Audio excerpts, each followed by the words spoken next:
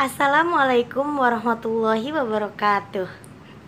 Hamdan wa syukranillah, salatan wa salaman ala rasulillah, amma ba'du. Yang saya hormati Ibu Rohayati MM selaku dosen pengampu mata kuliah kewirausahaan, yang semoga selalu diberikan kesehatan, panjang umur, serta dilancarkan segala urusannya. Amin amin ya robbal alamin. Perkenalkan, nama saya Siti Habibah dari Fakultas Tarbiyah Program Studi Pendidikan Agama Islam semester 6. Pada hari ini saya akan mempresentasikan PowerPoint yang berjudul Etika Wirausaha.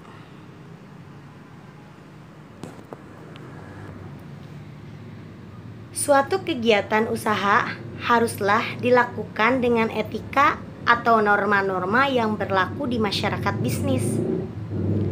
Etika atau norma-norma itu digunakan agar para pengusaha tidak melanggar aturan yang telah ditetapkan dan usahanya dijalankan dengan memperoleh simpati dari berbagai pihak.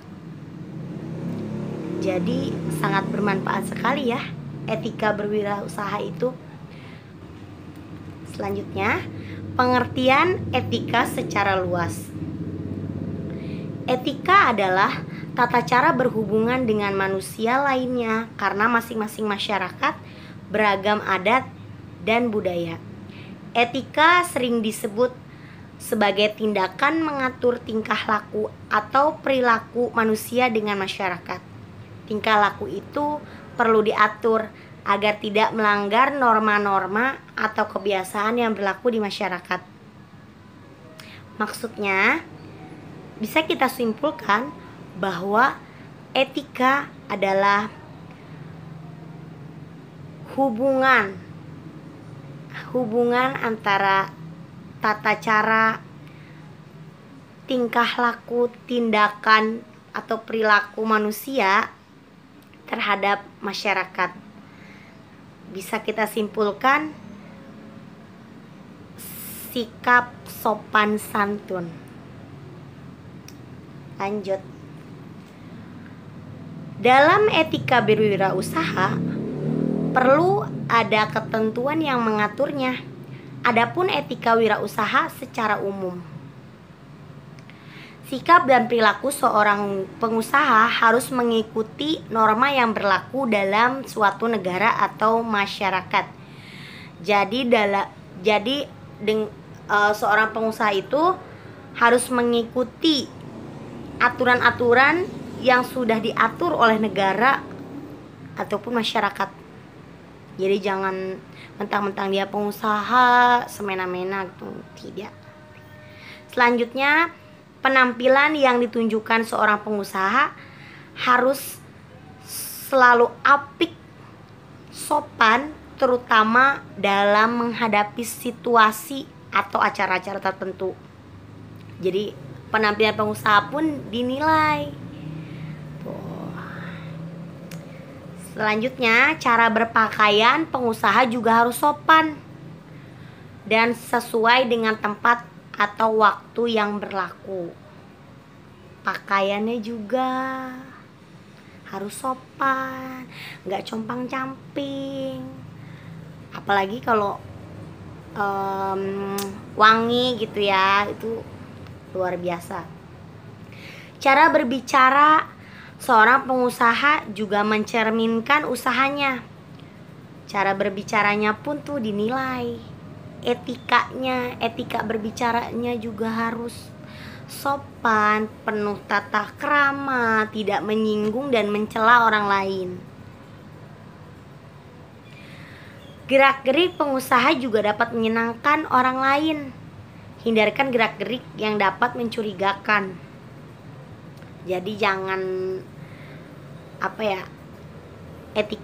dengan adanya etika wirausaha ini, kita harus bisa menyenangkan hati orang lain, terutama itu pelanggan kita.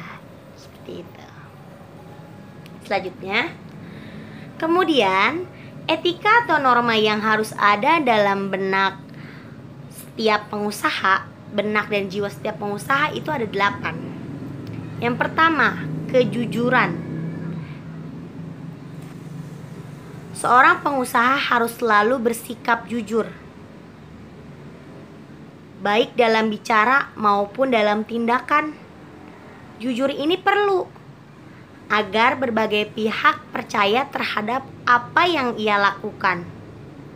Tanpa kejujuran, usaha tidak akan maju, tidak akan berjalan lancar, karena para pelanggan, para konsumen ataupun mitra lainnya tidak akan percaya lagi kalau si pengusaha itu tidak jujur. Selanjutnya, bertanggung jawab. Pengusaha harus bertanggung jawab terhadap segala kegiatan yang dilakukan dalam usahanya. Kewajiban terhadap berbagai pihak harus segera diselesaikan. Yang ketiga, menepati janji. Pengusaha dituntut untuk selalu menepati janji, misalnya dalam hal pembayaran, pengiriman barang. Seandainya kita tuh pembisnis online gitu ya, digambarnya warna hijau, pas kita ngirimin ke konsumennya warna merah, itu jangan buat, itu namanya kayak tidak menepati janji gitu. Jadi harus sesuai, oke? Selanjutnya, disiplin.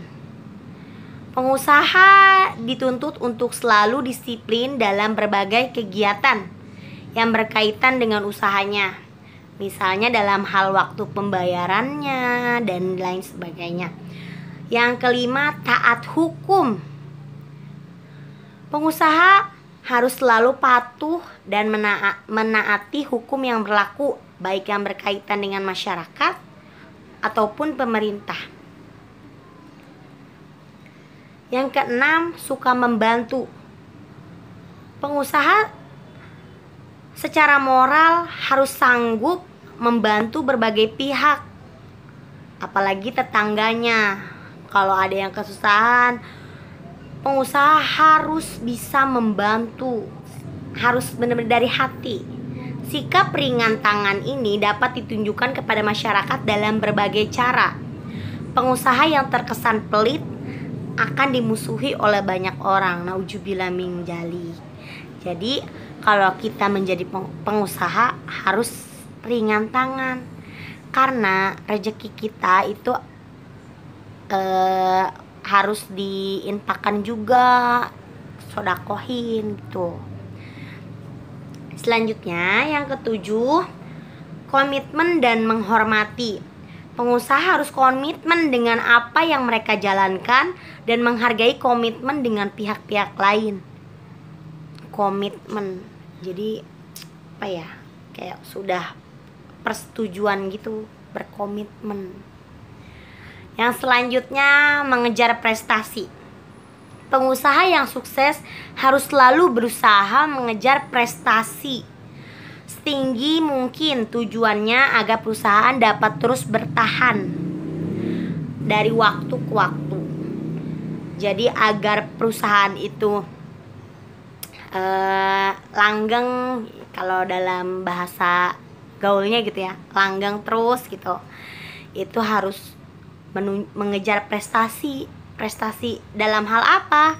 Ya dalam hal produk, inovasi-inovasinya harus ada tuh. Tujuan dan manfaat etika wirausaha. Tujuan etika harus sejalan dengan tujuan perusahaan. Jadi beretika dengan perusahaan, dengan si etika itu harus sejalan, sejalur, agar tujuan perusahaan bisa tercapai dengan adanya etika. Selanjutnya, manfaat etika bagi perusahaan ada 5. Yang pertama, persahabatan dan pergaulan. Etika dapat meningkatkan keakraban dengan karyawan, konsumen, dan pihak-pihak lainnya.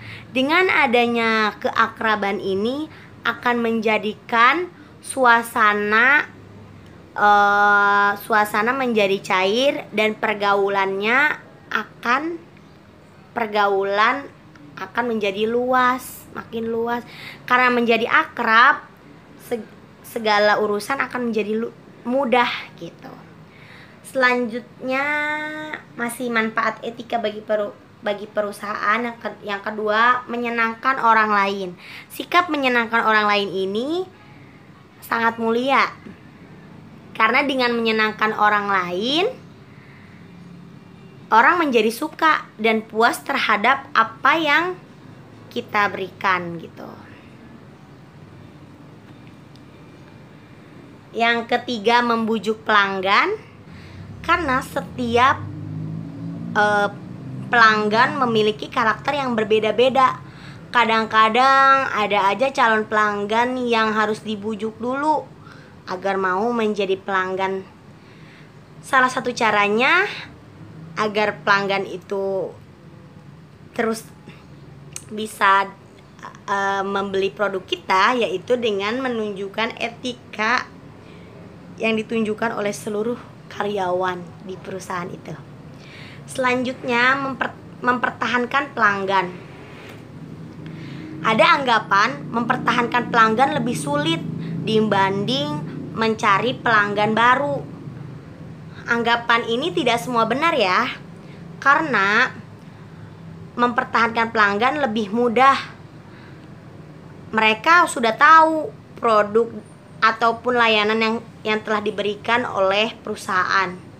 Pelanggan lama akan bertahan karena mereka merasa puas atas layanan yang telah diberikan gitu.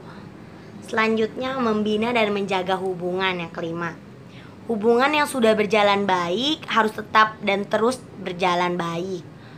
Dengan etika, hubungan yang lebih baik akan akrab dapat terwujud.